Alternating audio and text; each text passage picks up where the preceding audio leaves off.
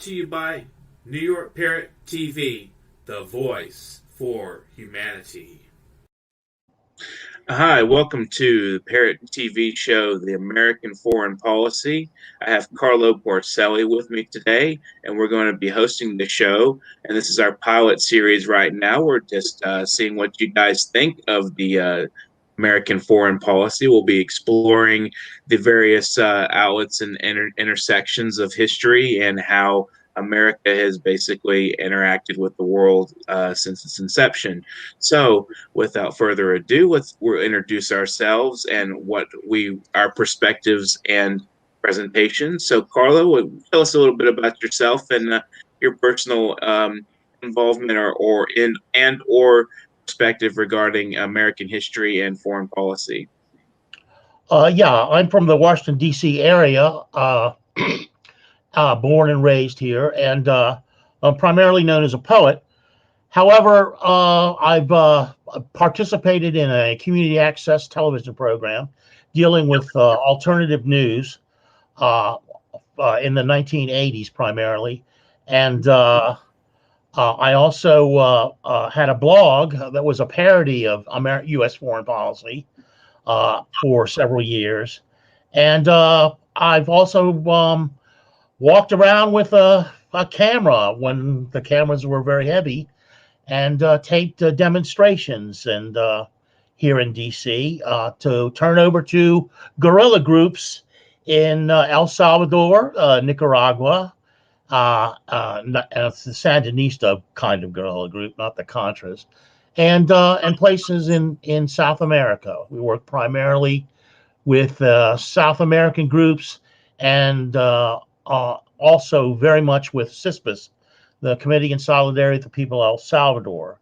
And I've also been a leftist commentator in various outlets for a number of years, off and on.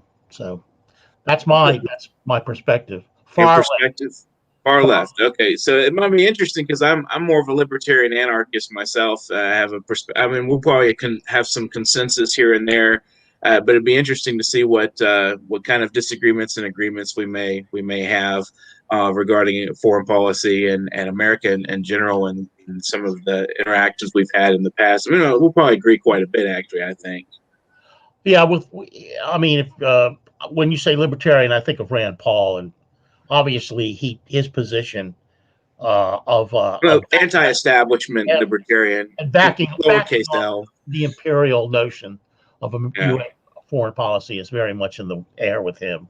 So yeah, it'd be interesting to see what we can what kind of consensus we can come to, and I think that our interventions have been very negative for the most part. I do think sometimes we do play the good role, like in World War II. In certain respects, but it's a very different world we're living in now. So I think that it'll be interesting to see what kind of perspectives and how they clash and intertwine in different ways.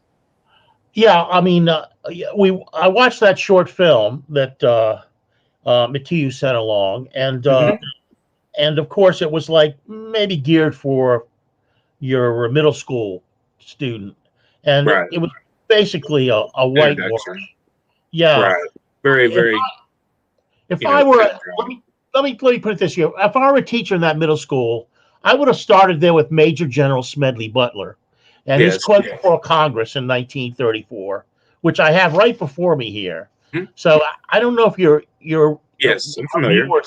Can I read it? I want to read it. Hey, okay. Go ahead.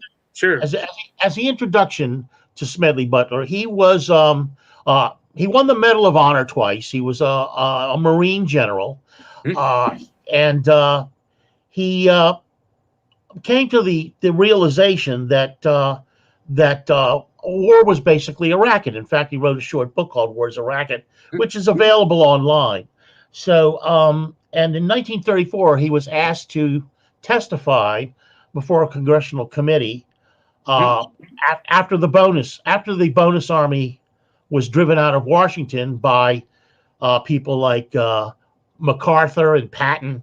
There they are with their troops, driving them out so that they couldn't collect their bonuses for World War I while the Depression was going on. But anyway, This is part of what Smedley Butler told Congress in 1934. Okay. He said, I spent 33 years and 4 months in active military service, and during that period, I spent most of my time as a high-class muscle man for big business, for Wall Street and the bankers. In short, I was a racketeer, a gangster for capitalism. I helped make Mexico and especially Tampico safe for American oil interests in 1914. I helped make Haiti and Cuba a decent place for the National City Bank boys to collect revenues in. I helped in the raping of a half a dozen Central American republics for the benefit of Wall Street.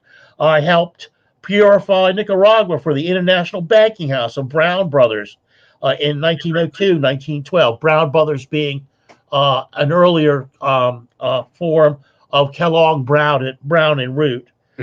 I brought light to the Dominican Republic for the American sugar interest in 1916. And then, of course, there was the driving out of the elected Bosch in a coup much later by the Marines. And it's been an ongoing thing with these countries. Been U.S. interventions many times. Right. I helped make Honduras right for the American fruit companies in 1903. We had another coup in Honduras in 2009, and they threw out Zelaya. And now the country's an armpit. It's the most dangerous country in Central America. Good job, Uncle Sam. Right. Okay. In China in 1927, I helped see to it that Standard Oil went its way unmolested. Looking back on it, I might have given Al Capone a few hints. The best he could do was to operate his racket in 3 districts. I operated on 3 continents.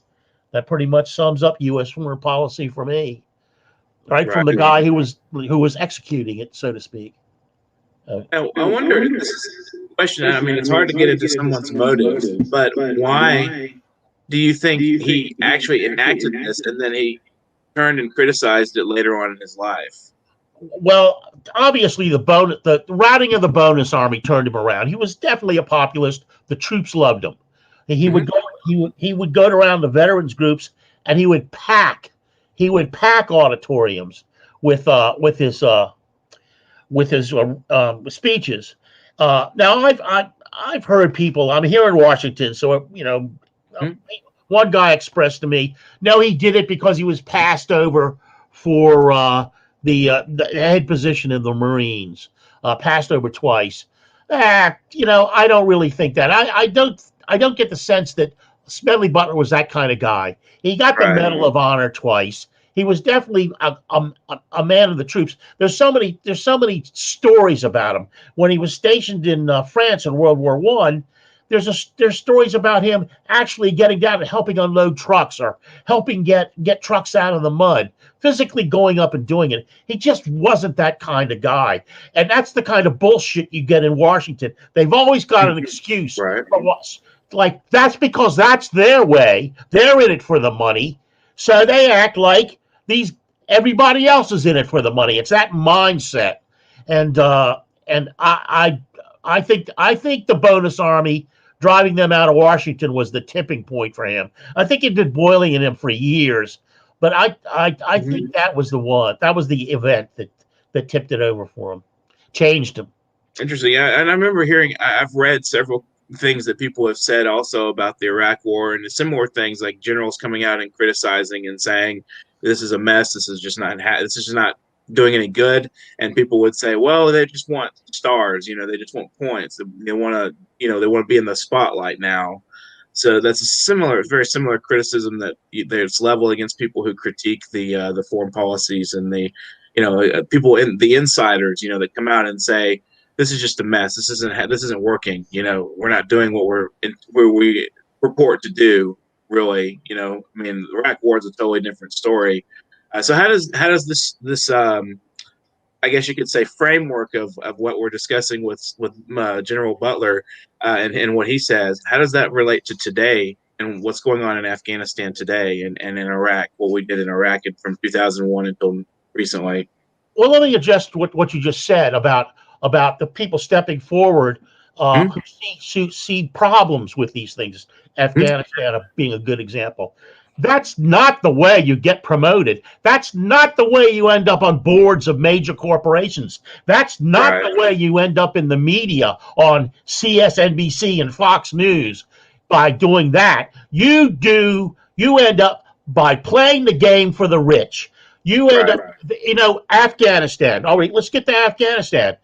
We didn't lose any war in Afghanistan as far as the arms industry is concerned, what Eisenhower called the military industrial complex. They made trillions of dollars. They made trillions of dollars. So it's a big success for them. It's Right. enormous. You should see the size of their yachts. You should see the houses they live in. Come on down here. I'll take you to Virginia. You can see the CIA houses, and you can see the houses that the Beltway bandits built for themselves. Wonderful places. They're gated, and they're probably going to arrest us, or they're certainly going to follow us. Look when they see me, and all around. But that's absurd. It doesn't matter that they lose these wars because in the end they win. I mean, Right. Obama used so many bombs in Syria. They ran out of bombs. The U.S. military ran out of the appropriate ordnance for the weapons they were using in that theater. Oh, jeez. What more, what more evidence do you need? Oh, God. U.S. foreign Right. policy. Right. Of Yeah. course. I mean, as it's described in the quote, "Their war is a racket." I think it's interesting that you've got these huge profits being made, and the human cost is never really mentioned. So here's another subject. I know this is a pet subject, probably of yours. How did Julian Assange play into this? That is good. Julian Assange. Well, I mean, you know how he was set up. He was set up for whistleblowers, and they sent him the information, and he and his colleagues assessed the quality of the information to make sure it was sound and true. They did an excellent job, and then they just published the very statements of the State Department officials, or Defense Department officials, whoever they were, and they did, and they also published corporate messages to each other, and emails and that sort of thing. And they also did a number of articles. I mean, a number of dumps that were critical of Russia and China, especially China. I mean, it's Right. not like WikiLeaks was like going after the U.S. Right. That's nonsense. But Yeah. that's just propaganda. But I wanted to say, I forgot. But obviously, he was embarrassing not only China and Russia, who are like, they're sort of confident enough to sort of like, well, that's happened, and we can ignore that and move on. But the United States, it can't abide that kind of criticism, because it set up this illusion of itself, this grand illusion that it's the great savior of the world, which is utter nonsense. So when you have these facts before you, now look, I used to kibitz with Breitbart, but I've been permanently banned from Breitbart because I know all this stuff, and it's hard for them to allow me to go and say all this stuff on Breitbart, even though most people criticize me and ridicule me. But the fact of, Right. but the fact of the matter is that when I do that, I lost my train again. But when I did that on Breitbart, and was ultimately thrown off, I can't remember what I wanted to say around that, but let it suffice there. Maybe I can come back to it. I had another salient point I wanted to make, but We were I talking talked about, over it. I guess you could say, the illusion that America represents democracy, freedom, over worldwide, and that we're the savior of humanity, I guess you could say, in a way. And that presentation makes us vulnerable to criticism of maybe we're not so much that obligation that we're presenting, that we're supposedly saying that this is what we're about. But then when it comes to like Assange and whistleblowers, and they're criticizing other countries as well, as you said, Russia and China, and showing the fallacies there. But they're not pretending to be.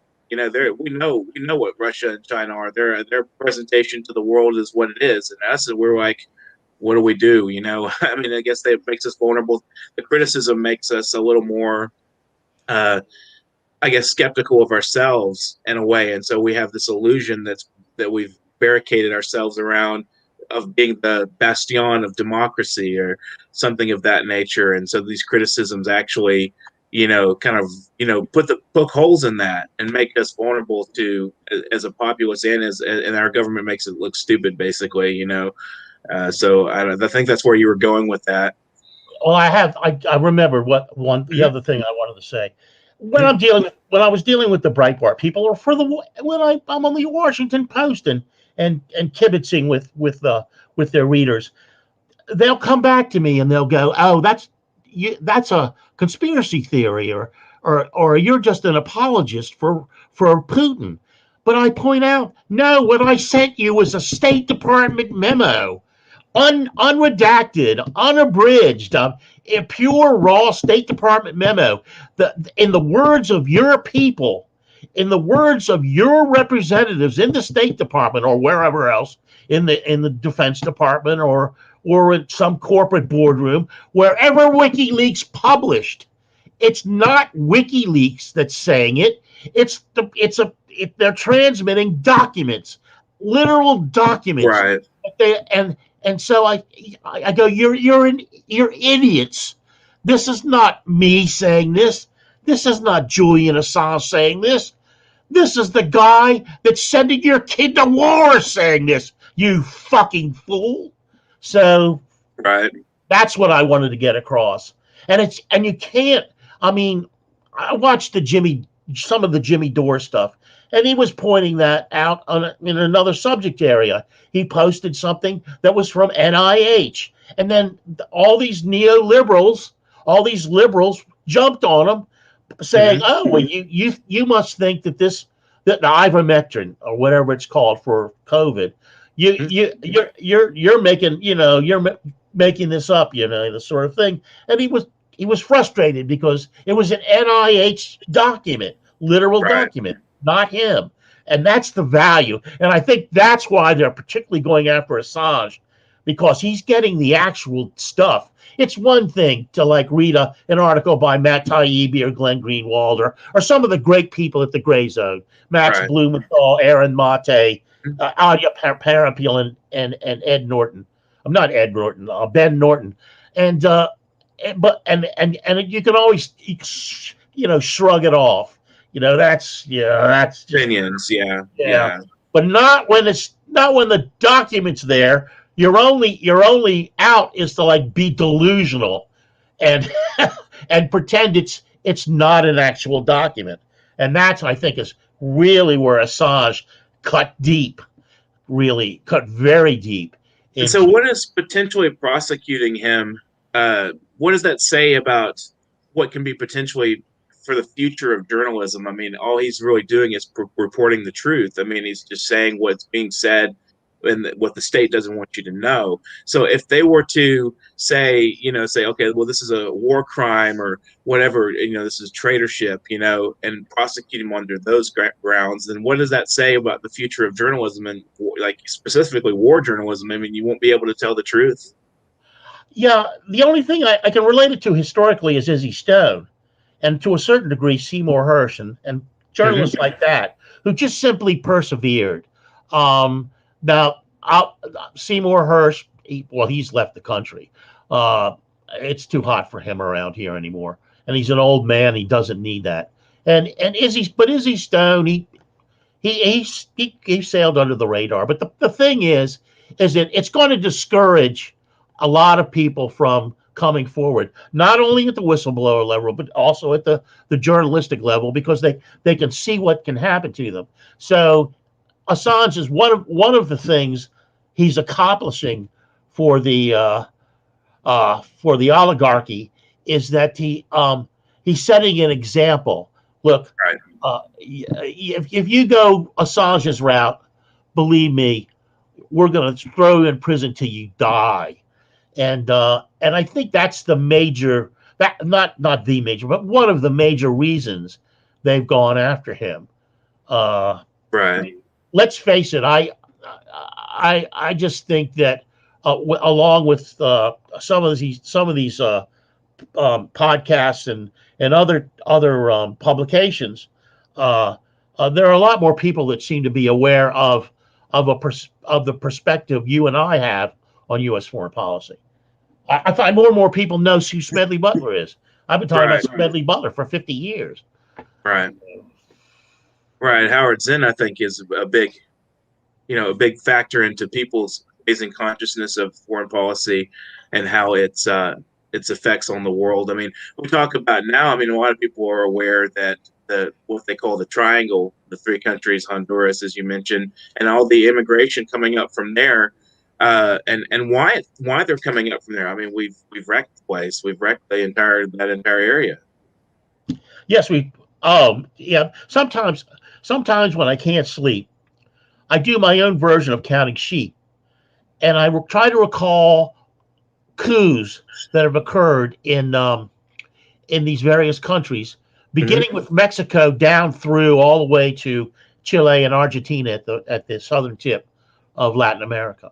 And so I just try to recall the coup and Brazil, Goulart, 1965-66, Guatemala, Arbenz, 1954, that sort of thing. And then when I get down to I don't know, current Venezuela, or maybe I had a cup of coffee. It takes me till I get down to Bolivia.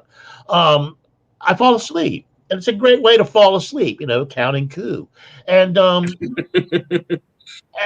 that's really, I mean, literally, I mean, Bill Blum, an old friend of mine who's passed away, wrote two books, Rogue Nation and Killing Hope. And he also published a list of coups or attempted coups in these countries, and it was just a master's list. He said, "Look, it's just a fragment thing. I have it here. I could read it. Maybe it'll take too long. It's really just a master's list, but it's very long. Right. Maybe I shouldn't, but Bill Blum, check him out. He was a great writer on foreign policy, very concise and very clear. But yeah, I mean, where do you begin? They talk about Russian meddling. Oh my God! What about U.S. meddling? When you go in and you drop bombs on people, is that meddling or not? When you like destroy their water table and all of their infrastructure, Right. like in Vietnam, you destroy all of their potable water. Uh, Jesus Christ, is that meddling? You know, fuck this RussiaGate bullshit. It's just garbage, especially in sight of what the U.S. has done to these other countries. Jeez, the Plain of Jars. They dropped in Laos. They dropped more ordnance on the Plain of Jars than all of the European theaters in World War II. More, and it's Right. just this tiny little country. So, So let's go for a break. Watch a video about why American foreign policy keeps failing by Stephen M. Waite. Robert and Renee Belford, professor of international affairs, discusses U.S. foreign policy since the end of the Cold War at Idea Sphere at Harvard Kennedy School, May 16th, 2014.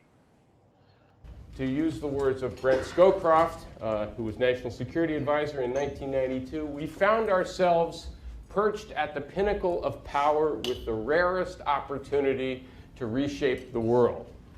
And yet, despite those advantages, here you want to focus on the right-hand column, we failed to secure a Middle East peace agreement despite multiple attempts.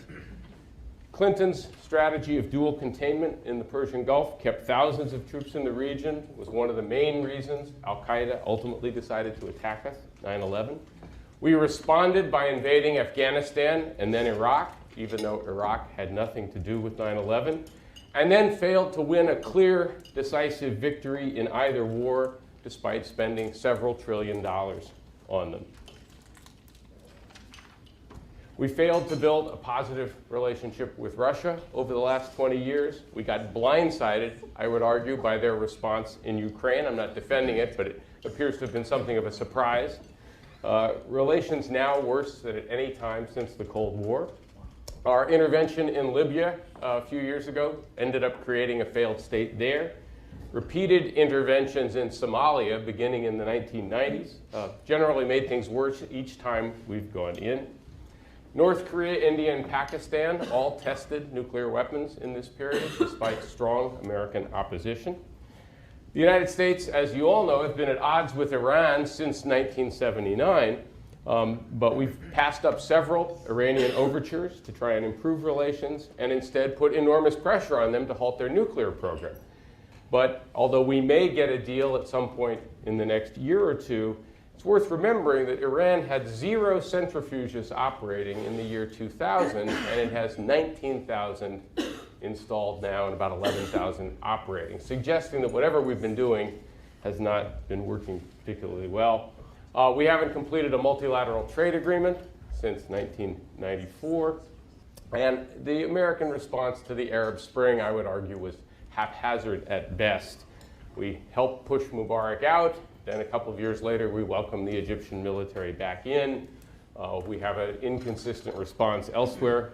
We've avoided a new quagmire in Syria, which I would argue is a good thing, but it's hard to look at our handling of Syria as particularly positive as well.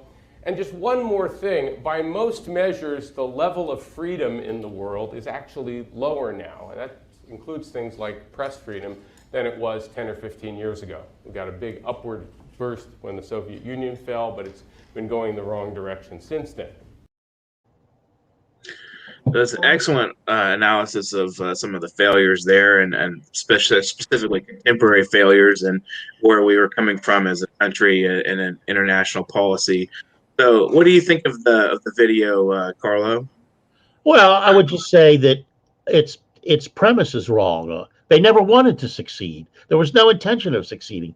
Look, you can get this delusion of American, well-meaningness or whatever you want to call it throughout the world, but the guys that are hustling it don't believe it. They're not like that. I mean, it's like Robert Lovett said about the Cold War way back in when he was still with the Truman administration. He said, if we can sell these assholes, that meaning the Americans, this notion of a Cold War with the Soviet Union, we can sell them any moonshine.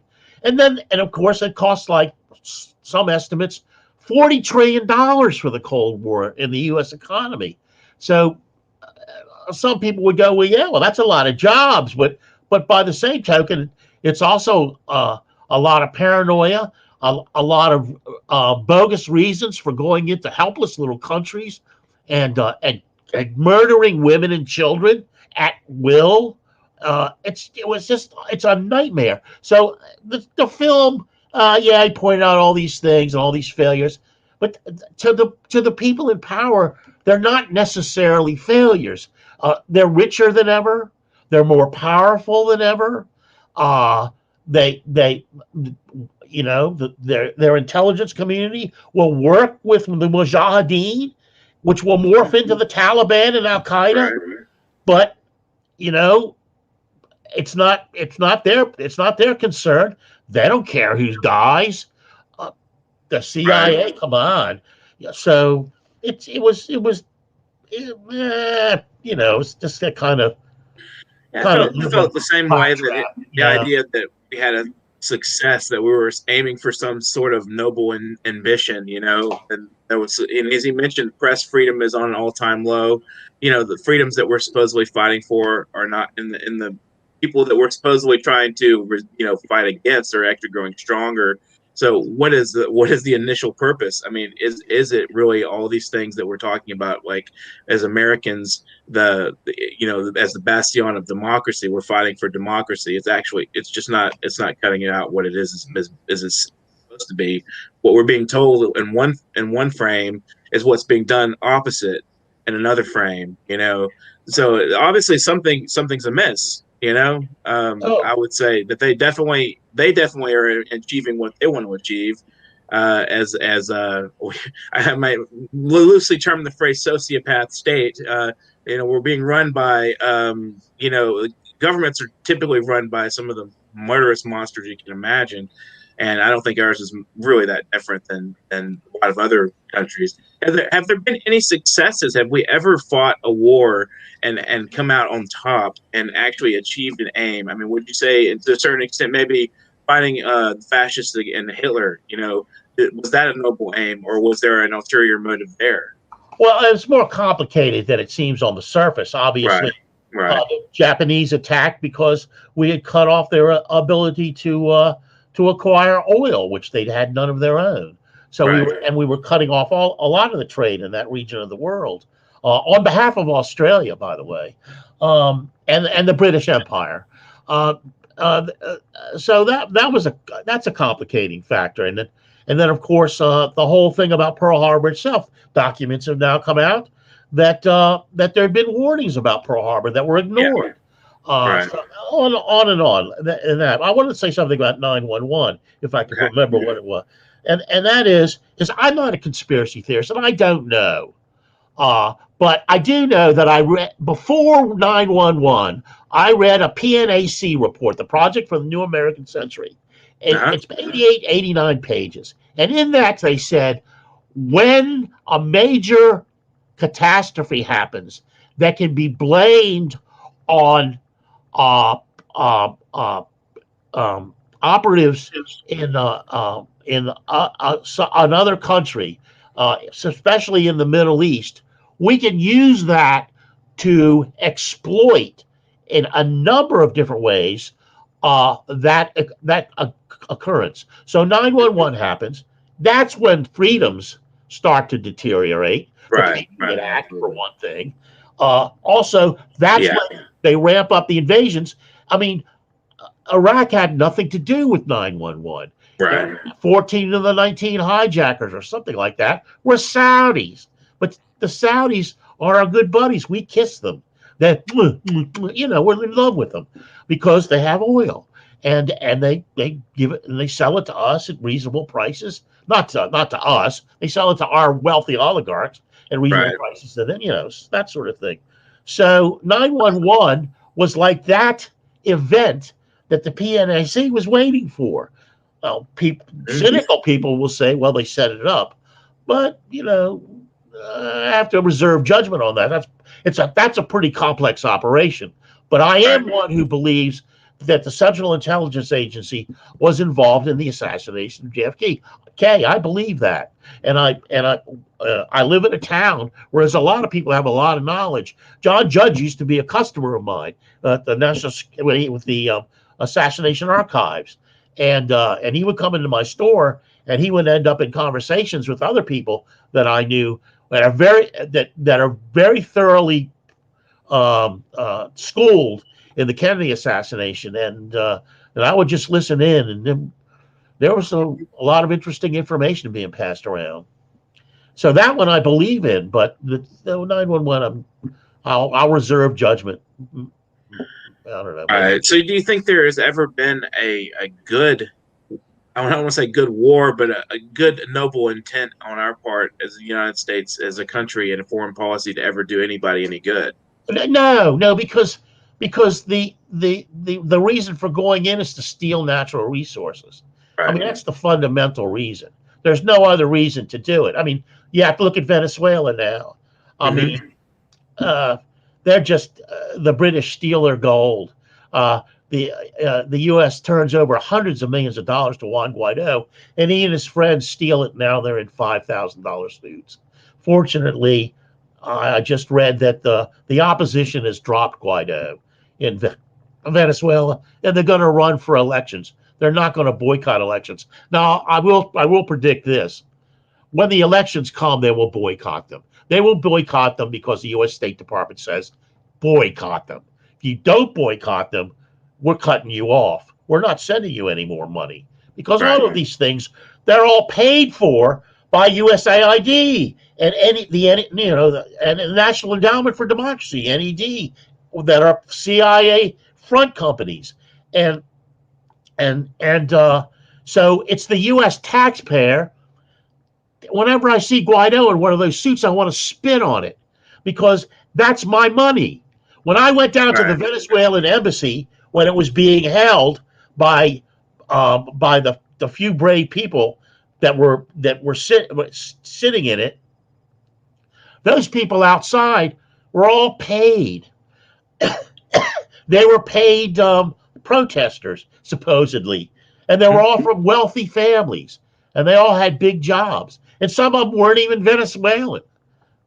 So I go up to this one kid, this young kid, and I say, look, why are you down here? If Venezuela and Maduro are so bad, why don't you let them fail on their own? We can sit back and watch them collapse on their own. He goes, because it'll happen faster. I said, well, tell that to the Cubans, you fucking idiot. So, so that, it's done by people that are evil to the core. You hit the nail on the head. Psychopaths. Right. Sociopath state.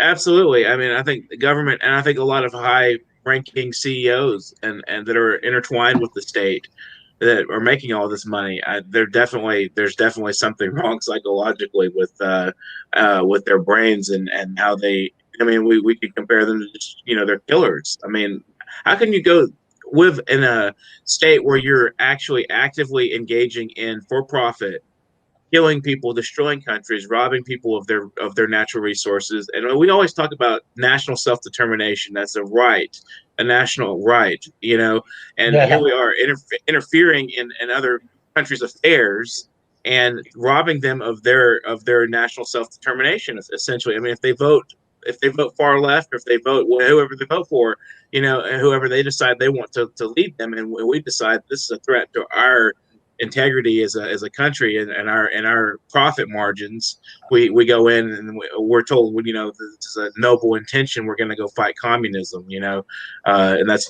been the policy, the anti-communist policy. It's like, it's not really what it's claiming to be. And that brings us to an important point, what you just said, because I have a friend in Ireland. He's also a poet, and he's just finished an epic poem on the British attempts to subjugate Ireland. Brilliant poem. And he wrote me and he said, are you guys going fascist? And when you mentioned that corporations were involved in U.S. foreign policy, well, that's the Encyclopedia Britannica's definition of National Socialism. That's the Nazis. The corporate power linking up with governmental power, and the word command economy, and that stupid dichotomy between the U.S. and the Soviet Union. We have a command economy here. It manifests itself at the other end in corporate welfare. I mean, there's no free market here. Right. There's just corporate welfare queens. Like my wife says, capitalism doesn't work. It doesn't work. It has to be utterly socialized for the rich to appear to work. So when you're that far down the garden path of bullshit, come clean. I mean, just come clean so we can duke it out. Stop this bullshit. You buy the media, and you monopolize the media, and you still carry the bullshit around with you. So anyway, I have a really good friend here in Houston who's a local activist, and his saying was that capitalism naturally leads to fascism. Yeah, well, I mean, we already may be there. I think what's interesting about it now is we have the Bannons out there, the Steve Bannons, who are definitely linked with fascists. I mean, absolutely. He wanted to build. Definitely. Yeah. So there's a whole new complexion to it. And Trump he could have been, a little Il Duce. That he's such a scumbag. He really could have. I could see him thrusting his jaw up just like Mussolini, when he talked. But so it's almost as though it's kind of backfired on them because obviously there's some of the Breitbart people, when I would kibitz with them, they would say, look, the deep state, why are you using the term deep state? That's our term. Well, it's not your term. It was coined by Peter Dale Scott, the historian at Berkeley and the poet. In 1973, he wrote Deep Politics, and he used the phrase deep state. It's his. So what's Bannon has done is he's taken left wing. He's taken Absolutely, yeah. Yeah. Rush Limbaugh did the same thing too with the culture war. That Who's was that? Rush Limbaugh with the idea of a culture war was Yes. goes back to Gramsci, I believe. Yeah, and Bannon says, and Breitbart, actually not Bannon originally, but originally with Breitbart. But Breitbart used to say that all history begins with culture. That it's you have to understand the culture you're operating in, so that you can change the history. And it's so true. I mean, right, absolutely. Both Bannon and Breitbart were fascinated by celebrity culture. And you think about it, what the fuck do these celebrities have to tell us about U.S. foreign policy or U.S. domestic policy for that matter? They don't know any more than the man on the street, who doesn't know shit. So what is our conclusion here? We've discussed a lot of the various elements that have come from American foreign policy and how basically it's a ruse. I mean, we're being told one thing, and what's going on behind the scenes is another. Some people are obviously aware of this. So what I mean, as a populace, I mean, we're being lied to. I mean, it's just the fact that we lie to ourselves. I mean, we tell ourselves different things every day to get through the day. I mean, how can we do our work for these corporations that are behind this, or how can we work with? We're so intertwined with these various political and politicized elements. I mean, what can we do to resist this as a populace? Well, this, for example, I will say that when I was doing this before for community access, it was a hell of a task. First of all, we bought our own editing suite, which just about broke. It was like $5,000 because we didn't want to have the community access editing suite. We didn't want them looking over our shoulder. And the other thing, you had to make a tape, and you had to make copies of the tape. Be up to 3 or 4 in the morning before you could get a show out. And then you had to find somebody to go to the different counties for the different cable stations and give them the tape and hope they ran it, didn't look at it before, and just ran it. Now, I will say it got to the point where people got so tired of doing their own shows on some of these counties. We were the only show that was like almost a 24-hour loop. So, but it's just hammering away at this obvious bullshit. Now, I know it seems an impossible task, but there are more advantages now to sneak in under the radar with these new technologies and spread the word. And I've seen a lot of that spreading. Now there are disappointments. I mean, obviously, I encountered a serious one last night with the coronavirus, but with this guy Robert Malone, who's obviously a nut who says it's better to die now than to die of something that we don't know about down in the future. Now that kind of logic, I thought, well, everybody that's going to I like reading the comments. Everybody that's going to comment on that is going to see right through that bullshit that this guy's kind of crazy. And no, everybody was praising him for his candidness when he was basically saying, don't do the vaccine now because you might I don't know about it. I don't know what it is. I don't know what I'm telling you, but you might get something down the road. Well, you might be dead now, you fucking idiot. It's better to be dead now than dead down the road, you stupid. So it's, you go and you go, you kind of trust. So it's a long road, and I'm not going to be alive to see it. But goddamn, if I'm going to shut my mouth up about it. Right. So, I mean, that's just So thank you, Carlo, and we'll be hosting more shows in the future, and this will be at the same time, same place every week. We'll be going into more details about foreign policy here at the Parrot TV show American Foreign Policy. We'll deal with narrowing it down to specifics, and then subsequent shows. Viewers should be watch out. Take a look. Thank you very much for joining us today. I'm Dustin Pickering, and we had Carlo Parcelli. He'll be on with a co-host as our co-host. Thanks, Dustin. Thank you. Thank you so much. Thank you. Thank you.